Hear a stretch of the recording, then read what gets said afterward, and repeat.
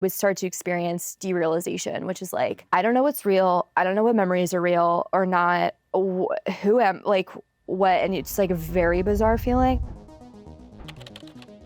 This episode is sponsored by BetterHelp Online Therapy. Visit betterhelp.com/Padilla because sometimes existing is exhausting. And if you want to watch this episode with no ads, completely uncensored, click the join button down below to become a member. Anyway, hello, Hi. Caroline Clydonis. Yes, nailed it. Not Clidonis. Very close to. Yeah. I don't want to have so many censored words at the beginning of this video already. Oh my God, so many beeps. How would you describe your content? Mostly TV and film trope parodies. Like, I pick out popular tropes we see in TV shows and movies. But then sometimes I do some and I'm just like, I don't even know if this is a parody. I think it's just a scene I want to do. Do you always act with just yourself? Do you have any time when you're acting with anyone else? No, I never have. I mean, in my like TikTok and Instagram. Literally every single thing is acting with yourself. Just myself. But I think the reason why it's just me is because I started like a lot of creators like during quarantine. So it was just me like in my apartment. And I just wanted to like try to pull off, I don't know, just some of like my favorite things that I'd seen in TV and film. Your video called Scientists Having a Breakthrough in a Sci-Fi Movie. Yeah, I know the one. It's so good because if I just heard that playing in the background, I would just assume it was a real sci-fi movie. Yes, because the characters are never in on the parody. Yeah. Like, they don't know. Like, it's high stakes to them. It's life and death. You know what I mean? You're never stopping to like get a laugh. They're never even laughing with each other, really, unless it's like a... Unless they're flirting, yeah. Unless we're edging. Yeah. You edge yourself a lot. I edge myself. Yeah. I do. I mean, come on. You started just acting with yourself because it was quarantine. Yeah. But in a sense, I feel like limitations actually lead to more creative growth in a weird way. Because if you had access to act with anyone in the world that you wanted at the time, you probably would have. And then you wouldn't have built this entire world that's become your brand. I mean, I've been acting for 15 years, right? Like, I've done theater with like full cast, and like I've done, you know, some smaller film projects. Like, it's not like I've never acted with anyone ever, but like I agree that like that limitation and like just using whatever I had in my apartment, like it did allow me to just discover kind of like a new, something I would have never attempted.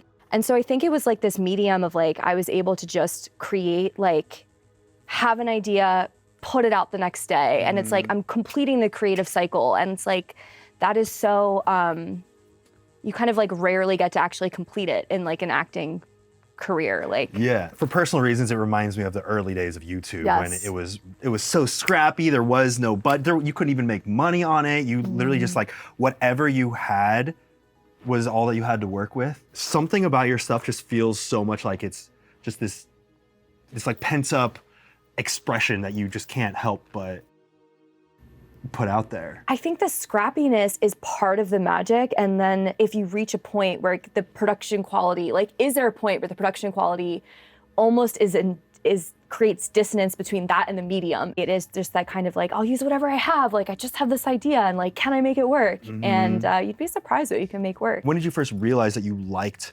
acting? I went out on a whim in the spring of like sophomore year. I was doing like track and field and I hated it. And, you know, I had to have an extracurricular thing like every season. And I was like, what if I go out for the play? And I auditioned for it and I was like, oh my God. Just the audition was enough to... Yes, just the audition. I was like, this is incredible. You know what it is? You can't get an A. You can't get it. There is no final, you got this right. It's so hard and it's so different every time and you can't win it. You can't win at art. Like, the biggest thing about acting is like, you have to be willing to fail. I mean, you know, when you're like, we talk about, it's like, you have to do like 30 takes before you get something good. And so it's like failure then became part of the process. And there was like tremendous acceptance for myself in that, rather than just like, you know, failure isn't an option. You know, if you fail, you're worthless.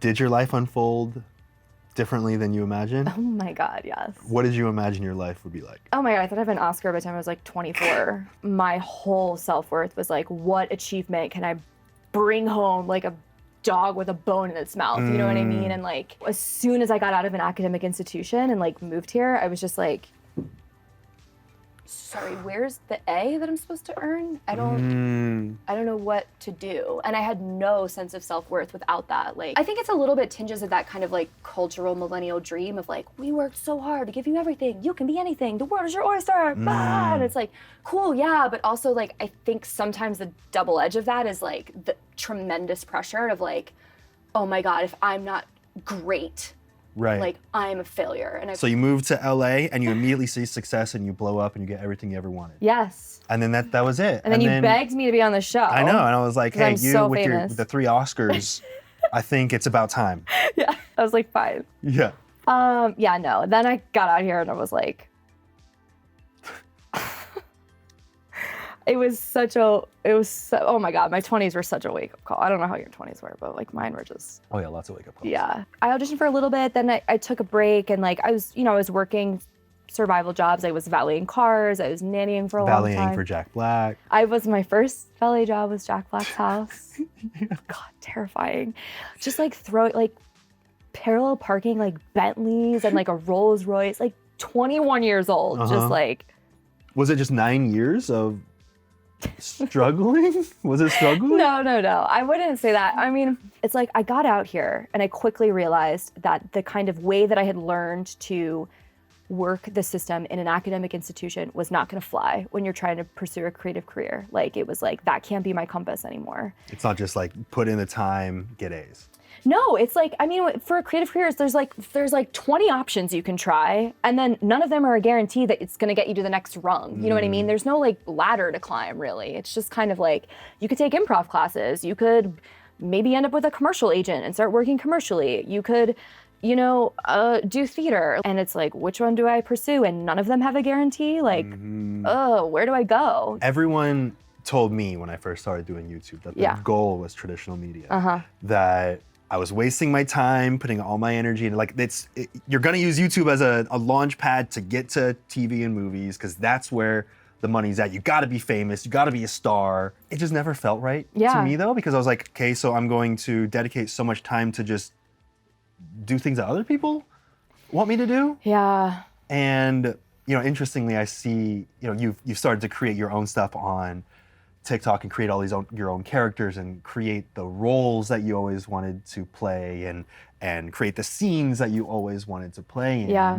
And in a sense, because you've transitioned to doing everything independently, you've been able to fulfill all those things that many people say that you should want from traditional media, but you're able to create it on your own terms. Yeah, it's like, I feel like there's this thing to like take every creative pursuit that you're doing and to like treat it as like, oh, but this is just a strategic move to get you to that. And it's like, why can't it just be valuable for what it is? We're not taught to trust ourselves.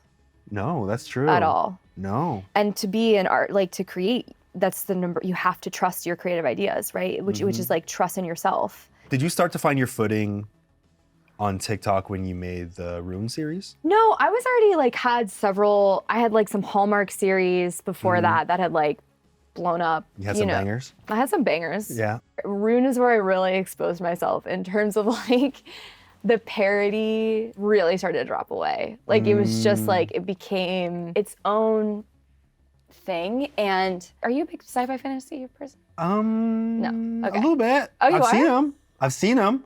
Okay, so here's the truth. Okay. I'm not the biggest fan, but I've seen them. Seen them what? I've seen sci-fi. Just them? I've seen sci-fi. I've seen fantasy. I've seen sci-fi fantasy. Okay, but the trope Yeah. is like one of them is wounded. Yeah. And they've like they've been like they don't like each other, but they've had to go on a quest together to save the realm. Yeah. And one of them's wounded, and one of them's like, stop, and they're like, so I'm fine, and they're like, no, let me, and they're like, down. And then the touch is almost gonna happen. They're like, and it's like edging, but and then they're touching though, And then they look. But they have to because it's healing. But it's just to heal. Yeah. But then that look happens and you're like, Yeah. ooh, they want to. Ooh, they caught eyes. Yes. So it's basically creating sexual tension. Yeah. And you do that with yourself pretty well. I do, yeah. It's just, I'm just staring at a wall. Do you practice in a mirror? No. It'd be so odd to like look at myself in the mirror and be like, hey. Like, no. I got a mirror right there. Let's see, create sexual tension. See if we can do it. Let's see it. So it'll be like. I'll let you know when I feel it. Okay. Looks like we're gonna have to repair that knee right there. You got a torn ACL as well. I love they're like sports therapists. I think we. You took a really hard hit on the field today. Knocked you right in the noggin. Okay, now dial it back a little bit. Mm-hmm. Now dial it back. Like just talk to the person like you're like it's like someone you're in love with. Do I know them well? Yeah, you've gotten close. You've shared one. You've had one vulnerable talk. Ever? Yeah. So it looks like you have a torn meniscus, and you need someone to repair it. I'm here to repair it for you. Stop. I'm fine. I'm hyper independent. I don't need you. Maybe just a little help will set you up on the right path. I felt a little bit. There was a crackle. It was a little. I think that was verging on the lines of really bad porno. You find that way to walk that line perfectly. I'll walk it hard, baby. Let me tell you. So you started seeing a lot of success immediately on TikTok? No. But it really started to take off when I did the movie parodies. I did like an alt teens coming of age movie 3-part series. That was the first one that it was like went viral. And was expressing yourself in that way enough for you to feel completely satisfied? Life was good, no more stress, no more anxiety? No. It didn't solve all your problems? No. Also during that time, I was diagnosed with OCD because I started to it became really apparent. I didn't know this at the time, but I was being exposed to a lot of my OCD triggers. And so my OCD was like through the roof and I didn't know I had it. My subtypes of OCD are, I have moral scrupulosity OCD and false memory OCD. And that's moral scrupulosity is where you constantly analyze every single thing that you do or have done or will do to see if it lines up with being your image of what a perfect person is? Yeah, like a morally good person. Morally good person. And then false memory being that you get afraid that maybe you did or experienced something? I remember things incorrectly. That maybe something happened and I don't remember it, that I did. Like I did something awful and I don't remember. So that still plays into the first one? It does. Like they're pretty similar, but it just I'd never experienced. Like it was to the point where I was like having panic attacks, and like not understanding why, because most of my compulsions are mental, which are can be harder to recognize, like mental rumination, like seeking reassurance, checking your memories. Those are all forms of mental compulsions. I didn't know I was performing those. And the whole thing with OCD is the more you have an intrusive thought, it makes you uneasy and anxious because they're ego dystonic and they go against what you believe in. Then you perform a compulsion to try and relieve yourself from that anxiety, but it's never enough and you have to do it again and again and again and again. And what kind of compulsion would you perform? I would be triggered by seeing a news story or something and it would make me think of a memory. And then I would be from 10 years ago and I'd be did I hurt that person in that interaction? Let me relive the memory. And then OCD is are you sure you remembered it? What about that one part? Did you have a drink right before then? Because maybe that inhibited your memory. Are you sure you're remembering? Why don't you text them? You haven't talked to them in 15 years and ask them how they remember it. Right. Well, then your thoughts become louder than anything in the real world. Yes. And so then you get in this hole and I would start to experience derealization, which is I don't know what's real. I don't know what memories are real or not. Who am, what, and it's a very bizarre feeling. I don't know if you've ever experienced that. I had a period of 4 years where I was experiencing derealization all the time. Oh my God. Panic attacks all the time. And the panic was because of the derealization. Yes. And it was this feeling that I wasn't real, that the world, that nothing that I saw was real, that my senses almost shut off in a weird way where I could have my hand touching my legs and I couldn't feel my hands touching my legs, and it made me feel even more disconnected from reality. It was an initial spark of fear that something wasn't right, that something wasn't gonna go well. And then that feeling, that lack of control made me feel like I needed to internally get a hold of that. Yeah. And then, so then I was making my thoughts even louder to deal with the other thoughts. And then it was louder, louder, louder on the inside. And basically I had no connection with reality. Yeah. It was all just my thoughts inside. It's a very bizarre feeling. I guess like the last 3 years, I started to have those like regular episodes. And that was after your life started to kind of pan out in a way that many would say, this is the perfect kind of path for you. It wasn't tied to like the pressure of that at all. I think it's just that like I didn't know that I had triggers for OCD. What kind of triggers would pop up? Things like seeing a video of someone like having said something and then everyone like kind of piling on being like, here's why that was bad to say. And like, this person is a bad person because they said this. And like everyone's response videos, like seeing that was a big trigger for me. Cause then the OCD thought is like, have I ever said or done something like that? Let me check every video I've ever posted. Let me go through my memories. Let me, which is an impossible ask. And you can never get that certainty, but it was all to try and like prevent this outcome, which is like, oh, people would think that I'm an awful person, So getting some popularity online actually it came with the side effects of the idea that anything that you have said or done is like completely out of your hands now. Yeah. As wild as like, what if you said some awful, like, horrible, offensive thing in a video and you just don't remember it. It's like almost like a hypervigilance can like take over of like replaying everything and trying to interpret it through every lens. And like, ultimately you just can't control how everyone's gonna interpret everything. And it's like, or how they're gonna interpret you. Quick fact, this episode is sponsored by Rocket Money. Rocket Money is a personal finance app that finds and cancels your unwanted subscriptions, monitors your spending, and also helps you lower your bills all in one place. A good example, actually, I just found out that the gym membership that I opened up down the street does not automatically cancel after the trial is up.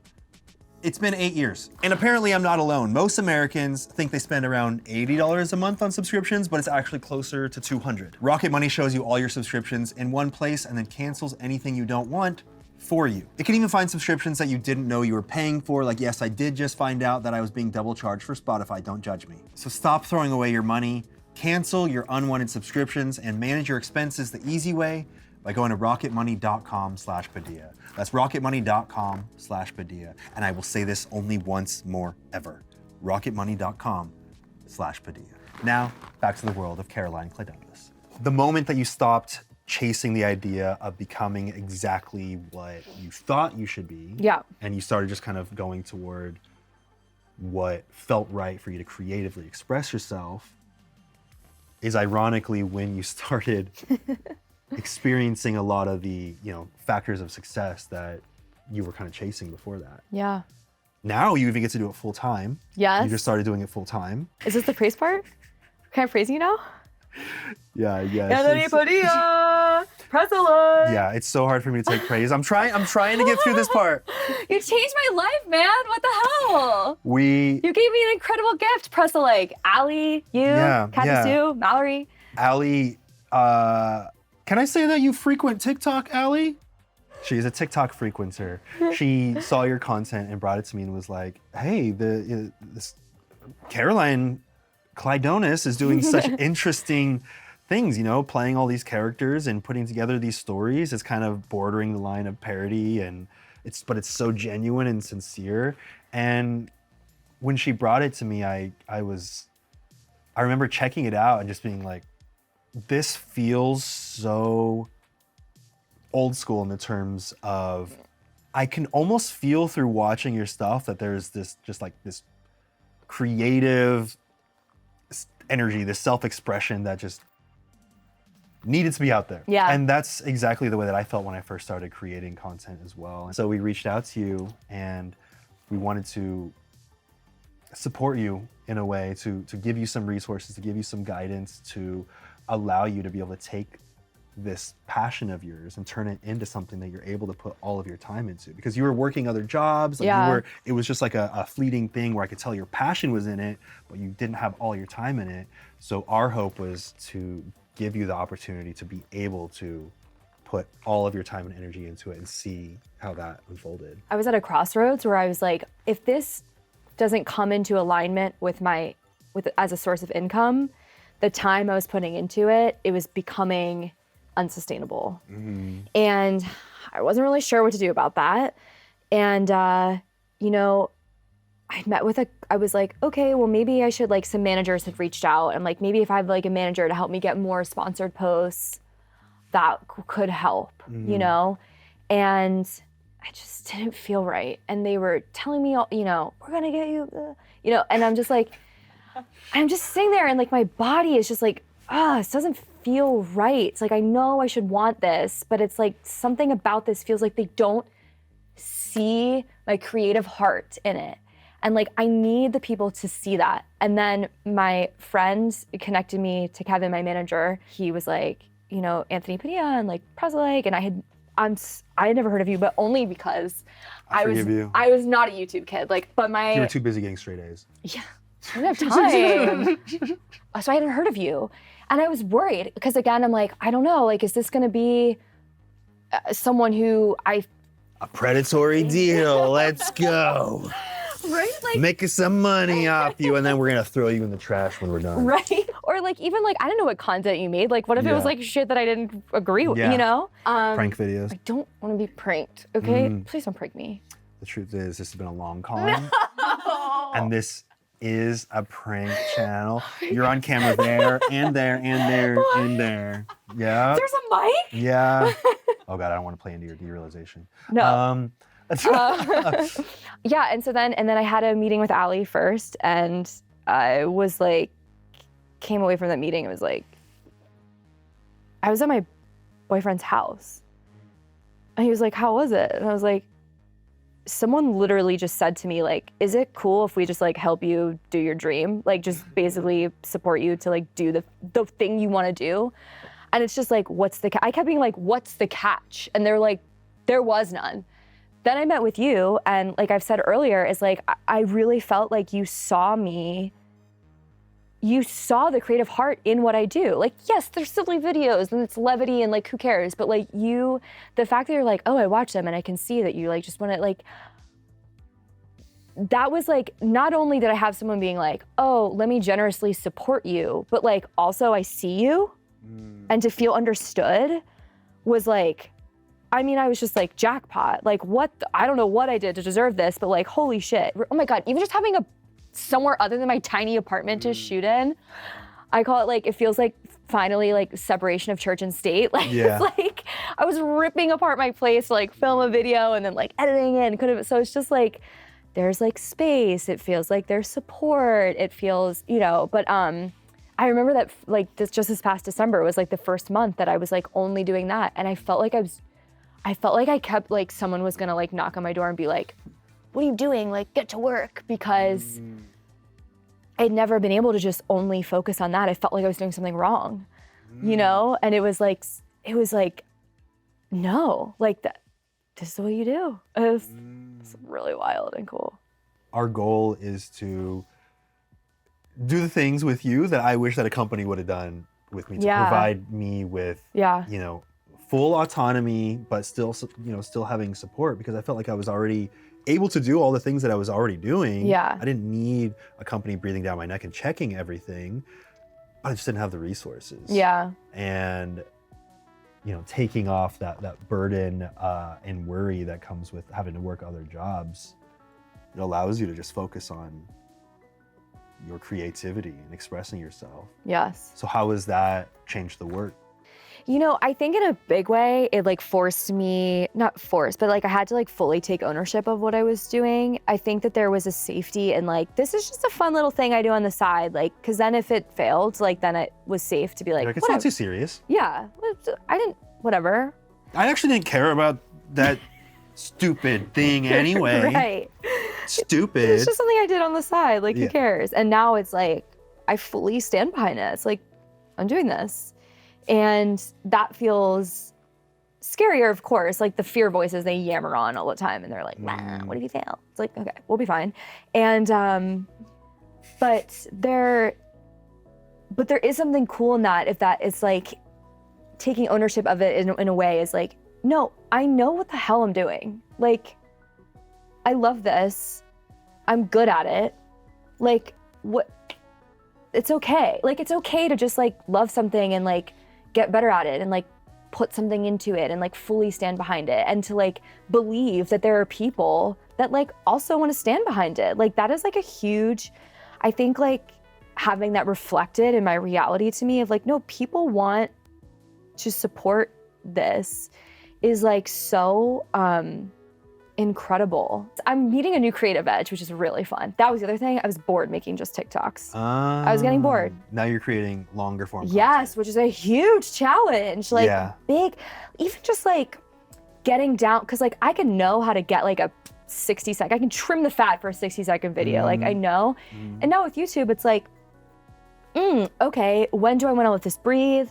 When is it dragging? There's almost more options now. Yes. Or there are more options now. There's too many options in a weird way. So like my own kind of like navigation system for that, I've had to kind of like recalibrate and explore and try new things. And that is so gratifying to me to work in. During those times when you were struggling because you were trying to appease this idea of what you should be achieving with your accolades and your success, and then eventually finding a little bit, and then having your OCD kind of go haywire, and just all these stressful things in your life that have kind of constantly been, in some ways, one after the other. If you were to go back and be that support that you needed in those times, how do you think that you would have supported yourself, or what do you think you would have said to yourself to put yourself at ease, to know that the future is going to be okay?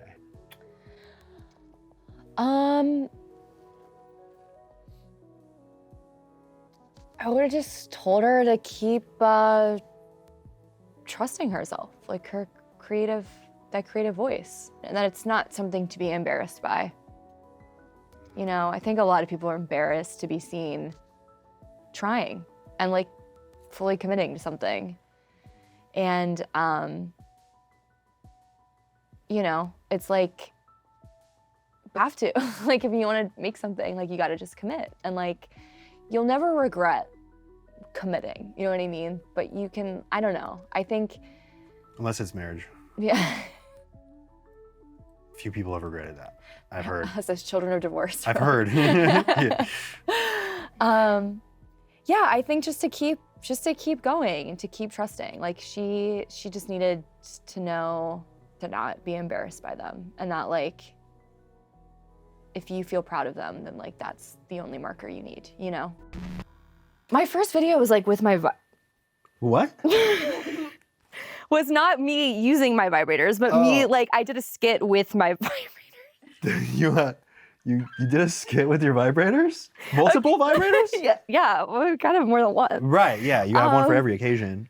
I did like a thing where like my vibrators were like, we were like looking at each other and like, I was creating sexual tension with my vibrators. Oh, okay, yeah. So it was before you were the vibrator. Yeah, right. Okay. And then I eventually fired them and took their place. But I deleted it in like an hour. But that was my first TikTok. You posted and deleted it in an hour? Yeah, because it was like my first one and I was like, what is this app? How many views? Oh my God, probably like 2. Oh, nice. One was you. One was me. And one was a person that had to bleach their eyes. They're still recovering to this day. Yeah.